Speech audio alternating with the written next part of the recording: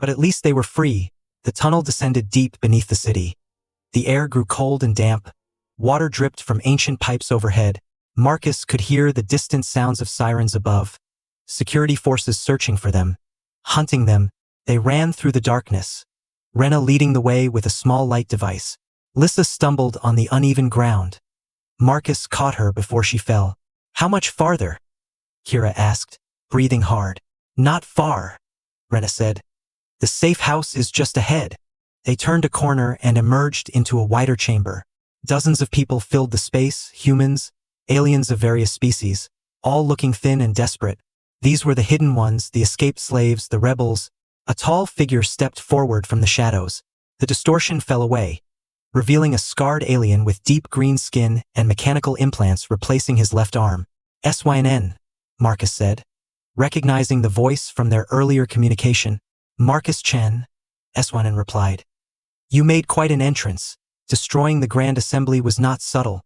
"I didn't destroy it," Marcus protested. "Your people planted those bombs. To create chaos, not to kill," SYNN said. "And it worked beautifully. Half the noble houses are in disarray. Security forces are searching the wrong districts, and you've become the most wanted person on Sathar." He gestured to a flickering holographic display. Marcus's face appeared, along with Lyssa and Kira. "Wanted for treason, terrorism, destruction of government property," SYNN read. "The reward is 5 million credits, dead or alive." Lyssa's hand found Marcus's. "What have we done?" she whispered. "What needed to be done?" SYNN said firmly. "For too long, we've hidden in shadows, striking small targets, freeing a few slaves at a time. But you, Marcus, you've given us something we never had before." "What's that?" Marcus asked. "A symbol," SYNN said. "A noble who rejected his power, who chose freedom over wealth, who stood in front of the council and said no. People are talking about you everywhere. Even slaves who've never thought about rebellion are asking questions." Rena stepped forward. "The files you had are spreading across the networks," she said excitedly. "We're releasing them in waves. Every hour a new revelation. The nobles can't suppress it all fast enough." She pulled up news feeds from across the sector. Headlines scrolled past. "High Counselor Thane accused of bribery and murder. Sathari slave system under galactic scrutiny. Human noble sparks revolution." Marcus felt overwhelmed. "I just wanted to do the right thing," he said. "I didn't plan any of this. The best revolutions are never planned," SYNN said. "They happen when one person refuses to accept injustice anymore." A commotion at the far end of the chamber interrupted them. A group of refugees pushed through, carrying someone injured. "Medic!" someone shouted. "We need a medic now." Marcus recognized some of the refugees. They were workers from his mining facilities. "What happened?" he demanded, moving toward them. A middle-aged alien with blue skin looked up, his eyes widening when he saw Marcus. "Master Marcus," the alien said. "They came for us after you freed us. The council sent security forces, said we were stolen property. They started arresting everyone, shooting anyone who resisted." The injured person was a young human woman, barely conscious, blood soaked through makeshift bandages on her shoulder. "We tried to escape," the blue alien continued. "Some of us made it to the tunnels, but many didn't. They recaptured at least 300 workers, took them to the detention centers." Marcus felt rage and guilt mixing inside him. "This is my fault," he said. "I freed you and they punished you for it." SYNN grabbed Marcus's shoulder. "No," he said firmly. "This is the council's fault. They chose violence, not you. All you did was give people a choice." Lyssa knelt beside the injured woman, examining her wound. "This needs proper medical attention," she said. "She's losing too much blood." Kira was already moving, gathering supplies from a medical kit. "I can stabilize her," Kira said, her engineering mind shifting to problem-solving mode. "But we need better equipment." SYNN called over a rebel medic. Together, they worked on the injured woman. Marcus felt helpless, watching people suffer because of his choices. The blue alien approached him again. "Master Marcus," he said. "I'm Torvin. I worked in your refinery operation for 7 years, under Jathik. We lived in fear every day. Beatings, accidents, friends dying." He gripped Marcus's hand. "When you took over, things changed," Torvin continued. "Small things at first, better food, shorter hours, actual safety equipment. We started to hope. Tears formed in his eyes. Then you freed us, Torvin said. For one day, one beautiful day, we were free. Even if the council recaptured us tomorrow, we had that day, you gave us that. But now you're hunted, Marcus said. You're in danger because of me. We were always in danger, Torvin said. At least now we're in danger fighting for something that matters. Other refugees gathered around. They all had similar stories. Families separated by the slave trade, children sold to pay debts, lives destroyed by a system that treated people as property. Marcus realized something. This wasn't just about him anymore. This was bigger than his guilt or his desire to do right. This was about thousands of people who deserved freedom. Eswanen, Marcus said, turning to the rebel leader. What's your plan? What's the endgame here? Eswanen pulled up a holographic map of Sathar. The files you provided are damaging, but not enough, he explained. The nobles will weather the scandal, pay some fines, sacrifice a few scapegoats, but the system will continue. He zoomed in on a building near the center of the capital city. This is the Central Archive, Eswanen continued. It contains all official records of the slave trade, ownership documents, transaction histories, everything. If we can access it and broadcast the full scope of their operations, the Galactic Council will have no choice but to intervene. How do we access it? Kira asked, studying the layout. That's the problem, Eswanen said. The archive is in the most secure building on the planet, biometric locks, armed guards, AI security systems. We've tried 3 times to breach it, lost good people each time. Marcus studied the map carefully. What about someone who has legitimate access? He asked. Only the highest-ranking nobles have access, Eswanen said. And none of them would help us. Marcus smiled grimly. I'm a high-ranking noble, he said. Technically, I never formally renounced my titles. I just refused the dominance oath. According to Sathari law, I still have access rights until the council officially strips them. Lyssa's eyes widened. That's insane, she said. You're the most wanted person on the planet. You can't just walk into the Central Archive. She's right, Eswanen agreed. Security would arrest you the moment you appeared. Unless they don't recognize me, Marcus said. He gestured to his face. Kira, can you create a disguise? He asked. Something that would fool facial recognition. Kira's mind was already working. Prosthetic skin overlay, she said. Thermal masking to confuse heat signatures, holographic projection for the cameras. Yes, I can do it, but it will take time. How much time? Marcus asked. 6 hours, maybe 7, Kira said. Eswanen shook his head. Too risky, he said. Even with a perfect disguise, you'd need authorization codes, security clearances, a dozen things that could go wrong. Do you have a better plan? Marcus challenged. Eswanen was silent. I didn't think so, Marcus said. Kira, start building the disguise, Eswanen. I need everything you know about the archive's security systems. Lyssa grabbed his arm. Marcus, please, she said, her voice breaking. We just escaped. We just found each other. Don't throw your life away on a suicide mission. Marcus pulled her close. If we don't do this, he said gently, the council will hunt us forever. They'll recapture everyone who escaped. They'll make examples of them, torture them, kill them to send a message. He looked into her violet eyes. I can't live with that, Marcus said. Can you?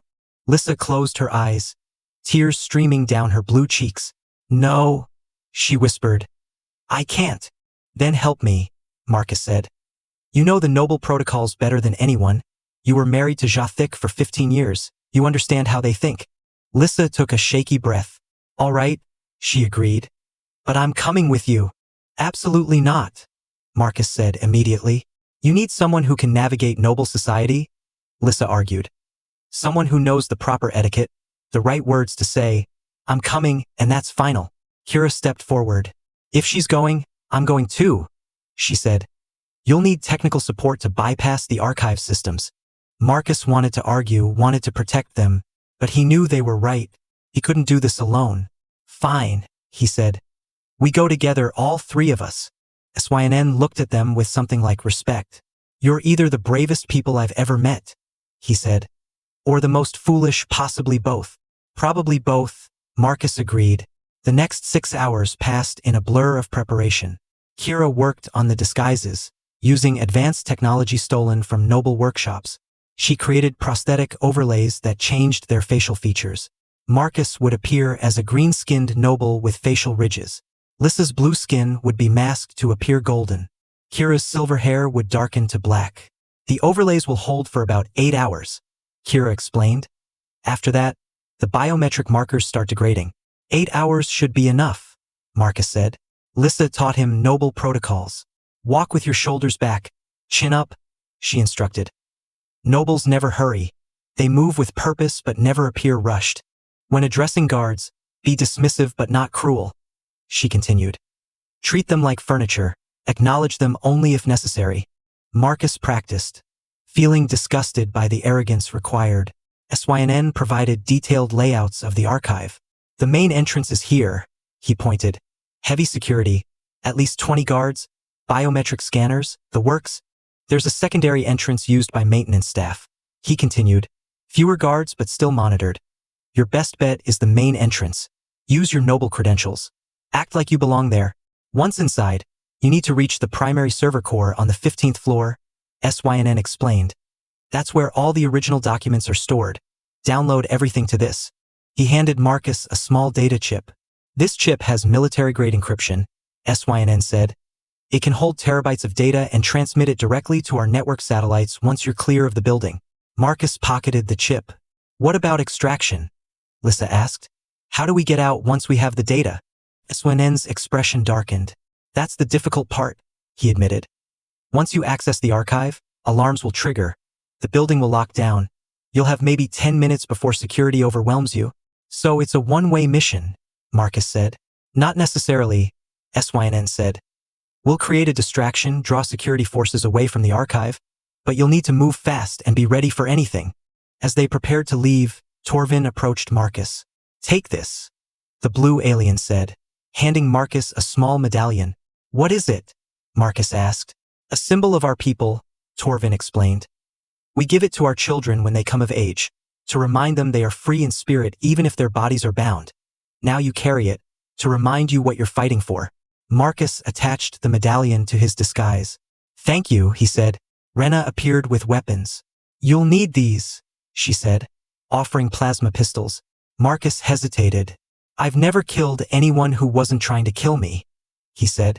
Hopefully you won't have to, Rena replied. But hope isn't a strategy. Take them. Marcus took the weapons, showing Lyssa and Kira how to use them. Point, press, pray, he said with dark humor. Finally, they were ready, disguises in place, weapons concealed, credentials forged. They looked like different people entirely. SYNN walked them to a hidden exit that led to the surface. Good luck, he said. If this works, you'll change history. If it doesn't, well, it's been an honor knowing you. Not planning to die today, Marcus said. No one ever does, SYNN replied. They emerged in an alley several blocks from the central archive. The city looked different now. Security forces patrolled every corner. Surveillance drones filled the sky. Wanted posters with their real faces covered every wall. Stay calm, Lyssa whispered. Walk like you own the city. They moved through the streets. 3 nobles out for evening business. Other nobles passed them without a second glance. Guards saluted respectfully but didn't stop them. The disguises were working. The central archive loomed ahead. A massive tower of black glass and steel. It reflected the city lights, looking like a dark mirror. They approached the main entrance. 4 guards stood at the doors, heavily armed. Marcus kept his breathing steady, channeling the arrogance Lyssa had taught him. Lord Vextor, he announced in a commanding voice, using his false identity. Here to review acquisition records. The head guard checked his tablet. I don't see you on the evening schedule, Lord Vextor, the guard said. Marcus let irritation show in his voice. Are you questioning my authority?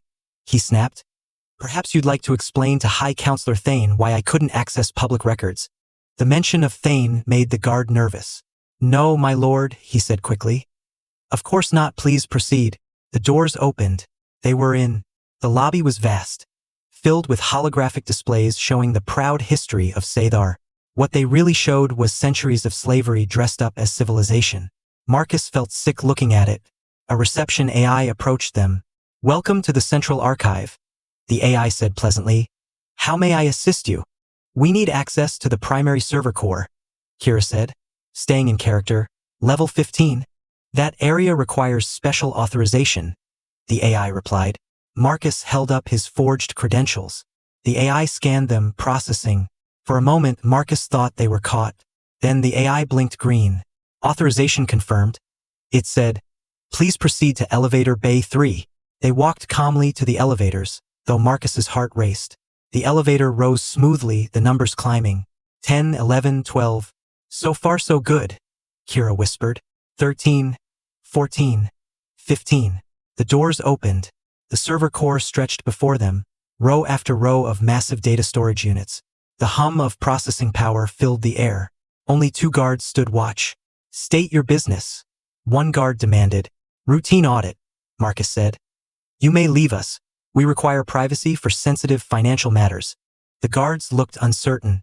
Regulations require us to maintain position, one said. Marcus stepped closer, using his height advantage. And I require privacy, he said coldly. Do you want me to file a complaint about guards listening to confidential noble business? The guards exchanged glances.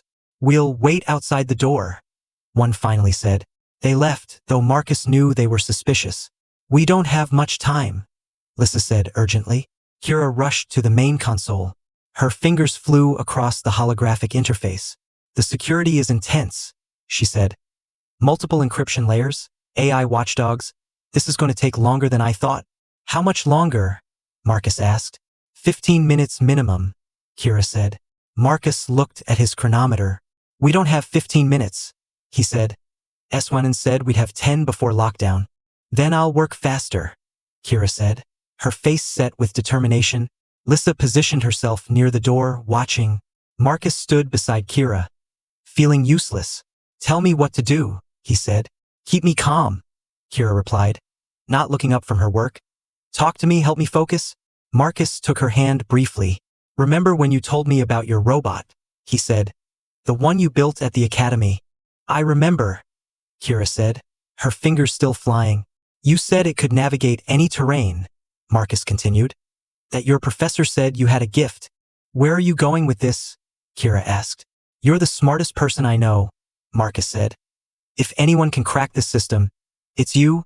I believe in you. Kira smiled slightly. Flattery might actually work, she said. The console beeped. First layer down, Kira announced. Only about 30 more to go. Minutes ticked by. Marcus watched the chronometer. 8 minutes.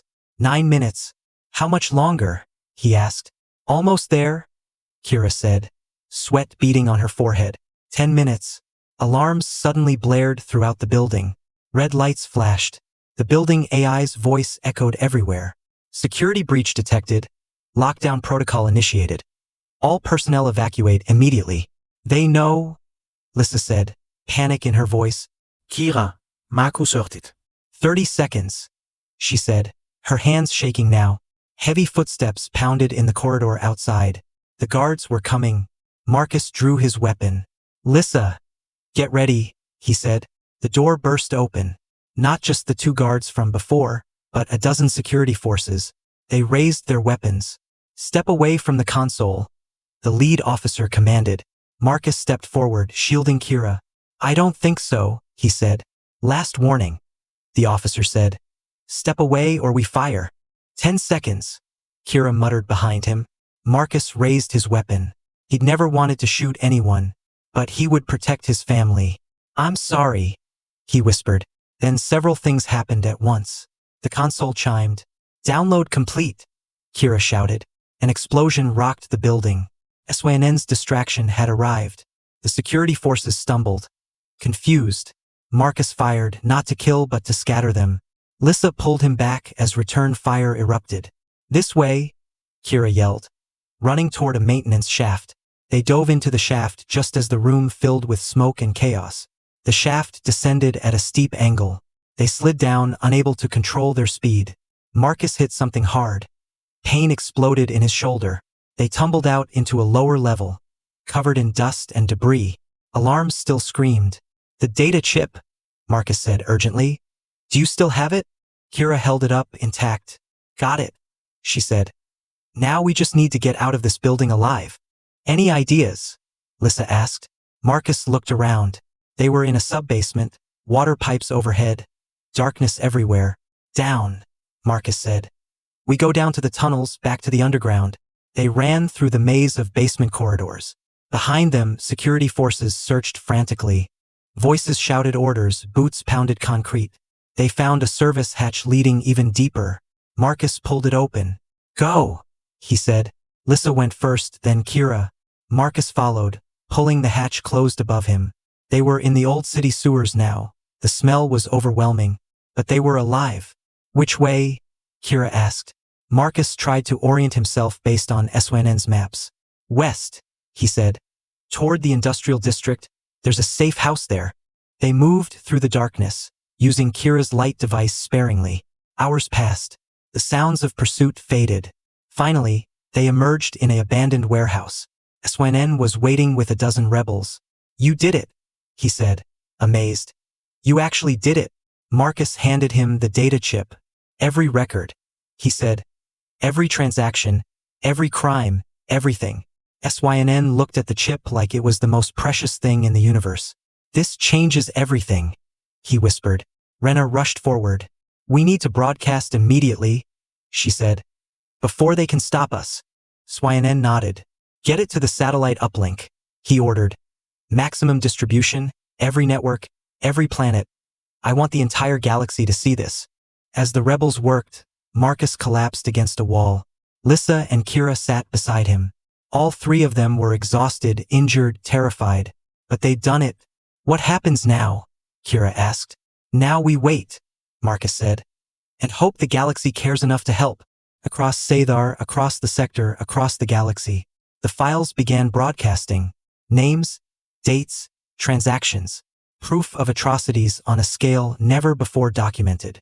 The slave trade of Sathar laid bare for all to see.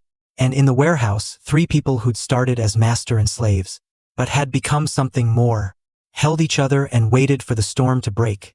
The galaxy exploded with outrage. Within 12 hours of the broadcast, every major news network across 100 worlds was covering the story. Marcus, Lyssa, and Kira sat in the cramped safe house, watching the holographic displays as their actions rippled across civilized space. A human reporter from Earth stood outside the Galactic Council headquarters.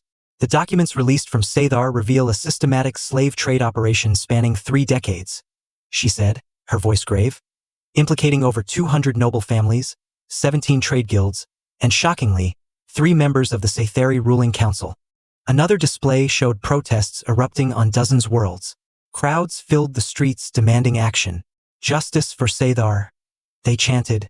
End the slave trade now.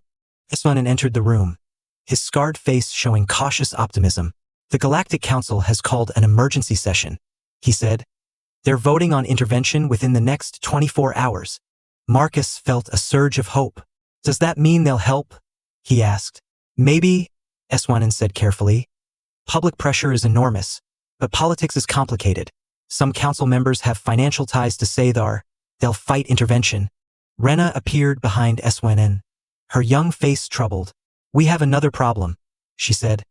The Sathari military has sealed all spaceports. No ships in or out. They're preparing for something big. Kira pulled up tactical displays.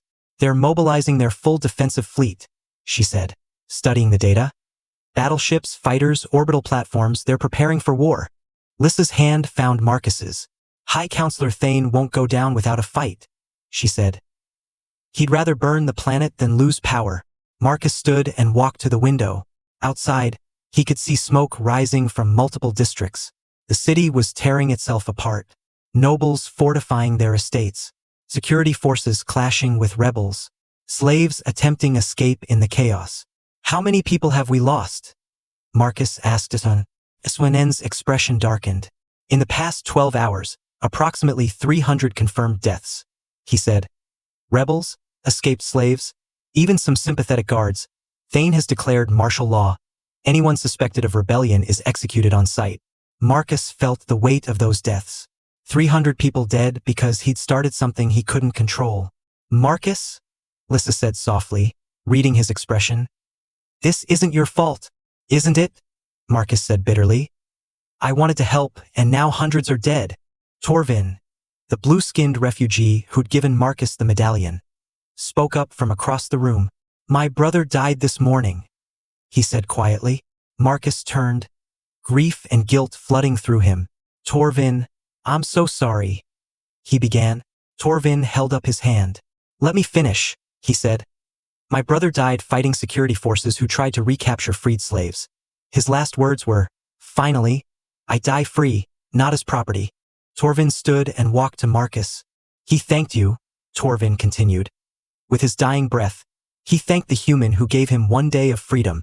Don't you dare dishonor his sacrifice by taking responsibility for Thane's cruelty. Other refugees nodded in agreement. We chose this, a young woman said. We chose to fight. An elderly alien added. Marcus felt tears forming. Before he could respond, the building shook. Explosions echoed across the city. Kira rushed to the tactical display. The noble estates, she said.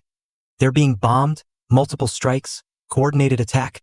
SYNN's communicator crackled to life. All units, this is command. A voice said urgently. Thane has launched strikes against his own nobles. He's eliminating anyone who might surrender to galactic forces. He's gone completely insane. The room fell silent. He's willing to destroy everything rather than lose, Lyssa whispered. Marcus made a decision.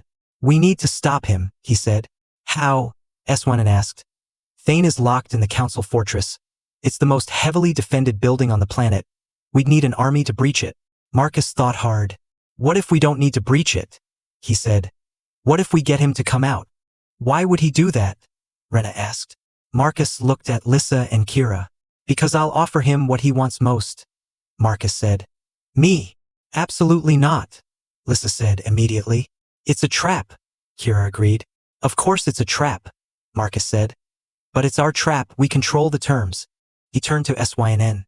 Can you broadcast a message directly to the council fortress? Marcus asked. Yes, SYNN said slowly. But Marcus, this is suicide. Not if we plan it right, Marcus said. Thane wants to make an example of me, to show the galaxy that rebellion doesn't pay. His ego won't let him refuse a public confrontation. He began outlining a plan. It was risky, probably insane, but it might work. 30 minutes later, Marcus stood before a camera. His disguise was removed, showing his real face. The broadcast would go out across the entire planet. High Counselor Thane, Marcus said, looking directly into the camera. I am Marcus Chen, the human you've been hunting. I'm the one who stole your files, who exposed your corruption, who started this rebellion. He paused, letting that sink in. I challenge you to single combat, Marcus continued. You claim to be strong, to be worthy of leadership. Prove it. Face me in the arena where this all began. No guards, no tricks, just you and me. If you win, I'll broadcast my surrender. Tell everyone to stand down. Hand myself over for execution, Marcus said. But if I win, you step down, free every slave on Sathar, and face galactic justice. He leaned closer to the camera. Or are you a coward hiding behind armed soldiers? Marcus challenged. Show the galaxy what kind of leader you really are. The broadcast ended. That should get his attention, SYNN said. They didn't have to wait long. Within an hour, Thane's response came. The golden-skinned counselor appeared on every screen across the city. Marcus Chen, Thane said, his voice filled with rage and contempt. You dare challenge me, a member of the ruling council, a noble of pure bloodline. I accept your pathetic challenge, Thane continued. Tomorrow at midday, in the Grand Arena, I will crush you personally, and your broken body will remind the galaxy what happens to those who defy the natural order. The broadcast ended. Marcus let out a breath he'd been holding. He took the bait, he said. Now comes the hard part, SYNN said. Keeping you alive long enough to reach the arena. That night, Marcus couldn't sleep. He stood on the roof of the safe house, looking at the burning city.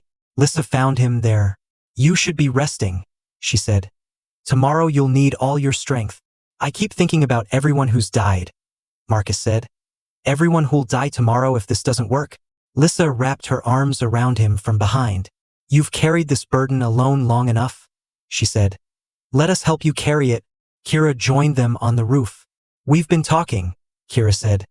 Lyssa and we've made a decision. What decision? Marcus asked. We're not letting you fight Thane alone, Lyssa said firmly. The challenge was for single combat, Marcus protested. Then we'll be in the crowd, Kira said. Watching, ready to help if things go wrong. Marcus wanted to argue, wanted to protect them, but he knew that look in their eyes. They'd made up their minds. All right, he agreed. Together like always. Together, they said. The next morning arrived too quickly. Marcus prepared in the safe house. He had no armor, no special equipment, just his body, his mind, and his determination. Syn approached with a small group of rebels. We'll create a corridor to the arena, he said. Protect your route. Make sure Thane doesn't ambush you before the fight. Thank you, Marcus said. Torvin appeared, carrying something wrapped in cloth. For you, he said, unwrapping it to reveal a simple blade. Not fancy, not high-tech, just good steel. This was my grandfather's, Torvin explained. He used it to win his freedom 50 years ago, before the laws changed and freedom became illegal. Carry it with honor. Marcus accepted the blade reverently. I will, he promised. The journey to the arena felt surreal. Thousands of people lined the streets. Rebels, freed slaves, sympathetic citizens. They cheered as Marcus passed. Chun, Chun, Chen, they chanted. But Marcus also saw fear in their eyes. If he lost today, Thane would slaughter them all. The grand arena loomed ahead, the same place where Marcus had killed Jathic, where he'd killed Vraxis. Now it would host the fight that would determine the fate of an entire world. As they approached the entrance, Marcus saw something unexpected. Ships in the sky, not Scytheri vessels, but sleek diplomatic craft. The Galactic Council, Lyssa said, recognizing the insignia. They've sent observers. Indeed, as Marcus entered the arena, he saw a special viewing box had been set up. 3 Galactic Council representatives sat there, a human woman, an insectoid alien, and a crystalline being. They would witness what happened here. The arena was packed beyond capacity. 50,000 beings filled every seat. Half were nobles, hoping to see Marcus die. Half were common people, slaves and workers, praying for his victory. Marcus walked to the center of the fighting circle. The sand beneath his feet was fresh, clean. No bloodstains from previous fights. They'd made it pristine for this moment. Across from him, the main gate opened. High Counselor Thane emerged. He wore elaborate armor, golden and gleaming. His 4 arms each held a different weapon. A sword, a mace, a whip, and an energy blade. He was enhanced, modified, built to kill. Marcus had a simple blade and his stubborn refusal to quit. This should be interesting, Marcus muttered to himself. Thane walked to the center. His golden face twisted in a cruel smile. Last chance, human, he said. Kneel now, beg forgiveness, and I'll make your death quick. I'll kneel when you free every slave on this planet, Marcus replied. Thane laughed. Then you'll never kneel, he said. And you'll die slowly. The arena announcer's voice boomed. Citizens of Sathar, honored guests from the Galactic Council. Today we witness a historic battle. On one side, High Counselor Thane, defender of tradition, champion of Scytheri strength. Cheers from the nobles. On the other side, Marcus Chen, the human rebel, who dares challenge our way of life. Cheers from the common people. The rules are simple. The announcer continued. Single combat to the death. The winner's terms will be honored. Marcus gripped his grandfather's blade. In the crowd, he spotted Lyssa and Kira. They were disguised, hidden among the rebels, but he could feel their support.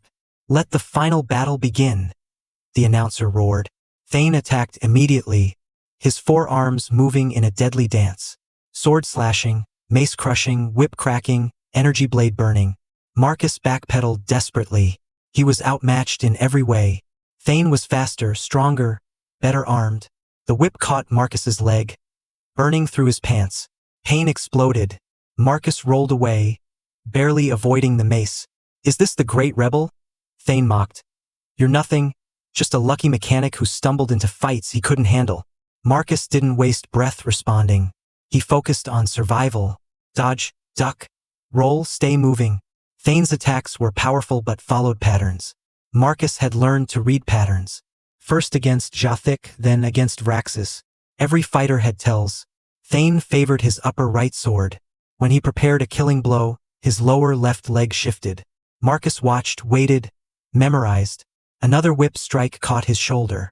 Agony. Marcus stumbled. blood running down his arm. The crowd gasped. "It's over," Thane said. Raising his sword for the killing strike, Marcus saw the tell. The lower left leg shifted. Now, instead of retreating, Marcus charged forward. Inside Thane's reach, too close for the long weapons, he drove his blade upward, between the armor plates. The blade punched through. Thane screamed, but he wasn't finished. His lower arms grabbed Marcus, crushing. Ribs cracked. Marcus couldn't breathe. "We die together then?" Thane snarled, squeezing harder. Marcus's vision blurred. This was it. He was dying. Then he remembered something. Kira had given him a small device before the fight. "Just in case," she'd said. It was still in his pocket. With his last strength, Marcus pulled it out, pressed it against Thane's armor, and activated it. An electromagnetic pulse. Thane's enhanced cybernetics short-circuited. His mechanical parts seized up. The grip loosened. Marcus fell free, gasping. Thane staggered, half his body paralyzed. "What did you do?" he roared. Marcus struggled to his feet. "I learned from the smartest engineer I know," he said. He pulled his blade free from Thane's body. The counselor fell to his knees. "Finish it," Thane spat. "Kill me. Prove you're just like us." Marcus raised the blade, then stopped. "No," he said. "What?"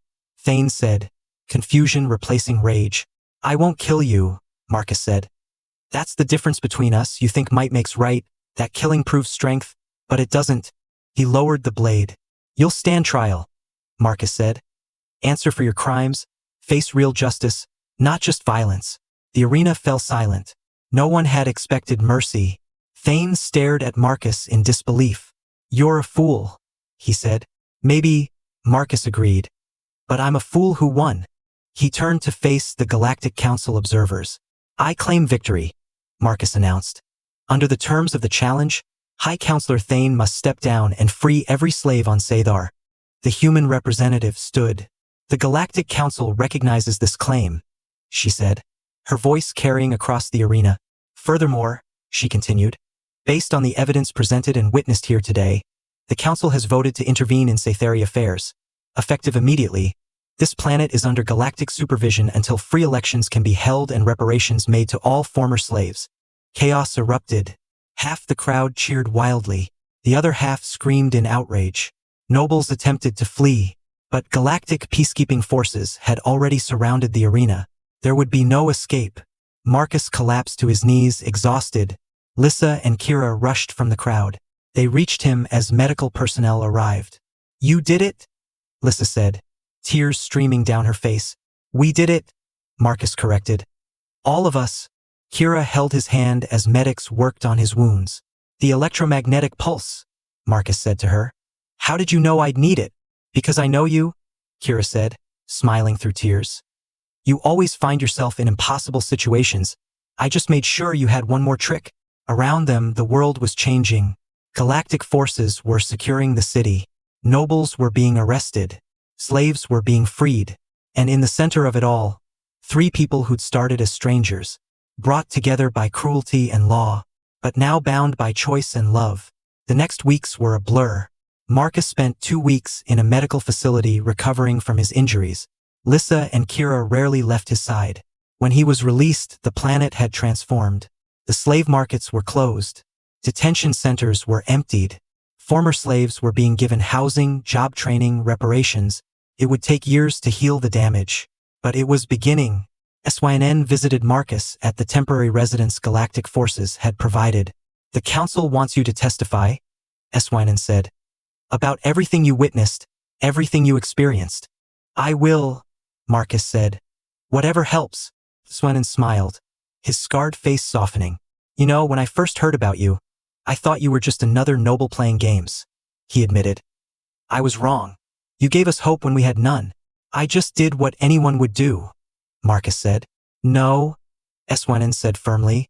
"Most people wouldn't. That's what makes you special." After SYNN left, Torvin arrived with a group of former workers. "We have something for you," Torvin said. They presented Marcus with a beautifully carved wooden plaque. On it were inscribed thousands of names. "These are everyone who was freed because of what you started," Torvin explained. "We wanted you to know, to remember, that your actions mattered." Marcus accepted it with trembling hands. "Thank you," he whispered. 6 months later, Marcus stood with Lyssa and Kira on a balcony overlooking the transformed capital city. The Galactic Council had kept its word. Free elections had been held. A new government was forming, including representatives from the former slave population. Reparations were being paid. Justice was being served. "What do we do now?" Kira asked, watching the sunset. "Whatever we want," Marcus said. "We're free, truly free." Lyssa leaned against him. "I've been thinking," she said. "About Earth, you promised to show us coffee." Marcus laughed. "I did promise that," he agreed. "And I want to see the academy where you studied engineering," Marcus said to Kira. "Meet your family if they'll see us." Kira's eyes filled with tears. "They would love to meet you," she said. "Both of you, I sent them a message last week. They apologized for selling me, said if they could take it back. Then we'll visit," Marcus said. "Show them you're happy, successful, free." "But first," Lyssa said, pulling out a small box. She opened it to reveal 3 simple rings. "On my homeworld, these symbolize eternal bonding," she explained. "Not ownership, but partnership, equals choosing to stay together." She looked at Marcus and Kira. "I want to choose you," Lyssa said. "Not because any law forces me, but because I love you both. Will you choose me?" Kira took a ring, slipping it on. "I choose you," she said. Marcus took his ring. "I choose you both," he said. "Always." They stood together, 3 beings from different worlds, brought together by the worst circumstances, but finding something beautiful anyway. Below them, the city celebrated. Free elections, free people, free lives. It wasn't perfect. There was still poverty, still inequality, still pain. But it was better, and it would keep getting better, because enough people had chosen to fight for something better. Marcus thought about his journey, from a simple mechanic to an accidental gladiator, from a reluctant master to a rebel leader, from isolation to family. "You know," he said to Lyssa and Kira, "I spent 6 months as a slave wishing I could go back to my old life, my simple cargo ship job, my freedom. Do you still wish that?" Lyssa asked. Marcus looked at them, at the rings on their fingers, at the transformed world below. "No," he said honestly, "because that old life didn't have you in it, and I wouldn't trade you for anything." Kira kissed him. "Good answer," she said. Lyssa laughed, the sound light and free. "So where do we go from here?" she asked. Marcus thought about it. "Anywhere we want," he said. "The galaxy is open to us now. We can see Earth, visit Kira's homeworld, explore Lyssa's floating cities, or, they prompted. "Or we stay here," Marcus said. "Help rebuild. Make sure this freedom we fought for actually lasts." Lyssa and Kira exchanged glances. "You want to stay on the planet that enslaved you?" Kira asked. "I want to stay where we're needed," Marcus said. "Where we can make a difference. Besides, it's not the planet's fault. It was the people in power, and they're gone now." "He has a point," Lyssa said. "We could start a school," Kira suggested. "Teach engineering, give former slaves real skills. I could work on political reform," Lyssa added. "Help build a government that actually serves everyone. And I could—" Marcus paused. "Actually, I have no idea what I'd do." They laughed. "You'll figure it out," Kira said confidently. As the sun set completely, stars emerged in the alien sky. Marcus saw a familiar constellation, the direction of Earth. Someday they'd visit, but not yet. Right now they were home, not in a place but in each other, and that was enough. "Together," Marcus said. "Always," Lyssa and Kira replied. In the city below, a child asked her mother a question. "Mother," who was Marcus Chen. The mother smiled. "He was the man who taught us that freedom isn't given," she said. "It's chosen every day, by every person who refuses to accept injustice." "Was he brave?" the child asked. "He was terrified," the mother replied. "But he did what was right anyway. That's what real bravery is." The child thought about that. "I want to be brave like that," she said. "Then you will be," the mother said. "That's the gift he gave us, the freedom to choose who we become." And across the planet, in thousands of homes, similar conversations happened. Stories of the human who refused to be a master, of the wives who chose freedom over safety, of the rebels who risked everything for change. These stories would be told for generations. Reminders that systems can be changed, That cruelty isn't inevitable. That one person's choice to do right can inspire millions. On the balcony, Marcus felt the weight of the medallion Torvin had given him. He pulled it out, looking at it in the starlight. A symbol of freedom in spirit. Now also freedom in reality. He thought of everyone who died to make this possible. The workers who'd fought security forces. The rebels who'd sacrificed themselves creating distractions. Torvin's brother who'd died free.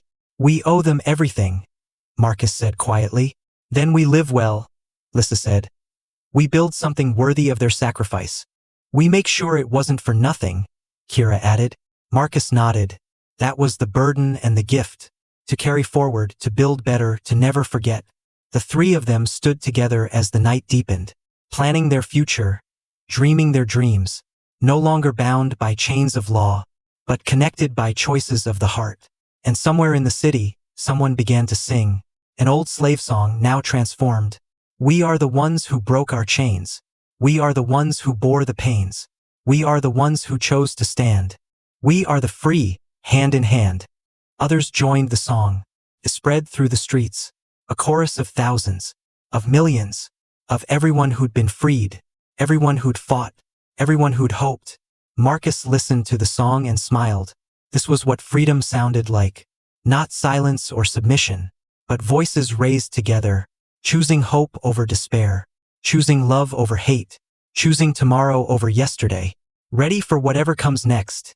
He asked his wives. With you? Lyssa said. Anything. Everything, Kira agreed.